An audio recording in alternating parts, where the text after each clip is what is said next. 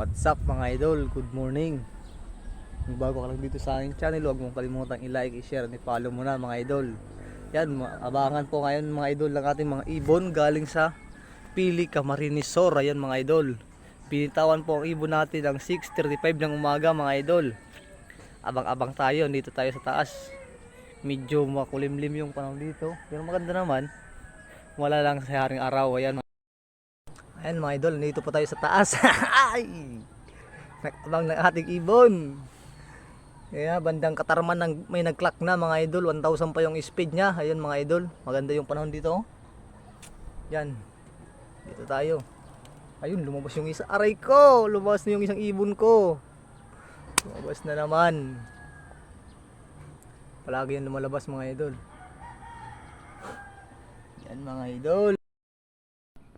Yan mga idol, may dumating na po dito sa area natin, dyan sa may pula na bubong, at saka dito sa likod kay Eric Farm. Nasa 1,000 po yung speed nila mga idol.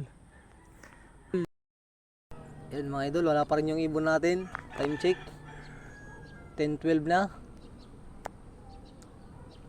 Wala po yung ibon natin. Aray ko, kahit makauwi naman lang, okay na. Ito na, sana hindi na. Hindi na. Sulod.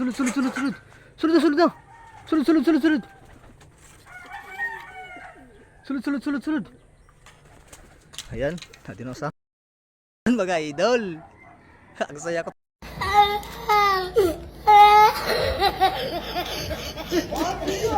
Talaga ba idol? Kasi nga umuwi yung isang ibon natin. Ayan, 900 po yung speed niya mga idol. 900 plus. Ganyan, nasa 40, 948 ata. Hindi lang sure, hindi ko nakita. Yan mga idol, sobrang saya ko. Kala ko wala na akong pauwi, pero thank you pa rin. Umuwi siya mga idol. Ayan mga idol, mayroon pa oh. Yan mga idol, thank you talaga Lord.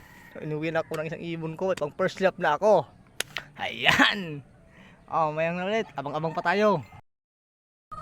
Yo, good afternoon mga idol. Ayan.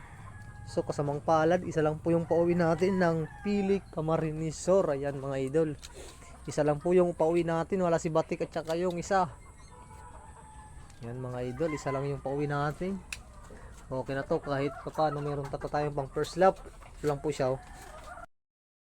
Ito mga idol lang yung isang pauwi natin oh. Ito lang.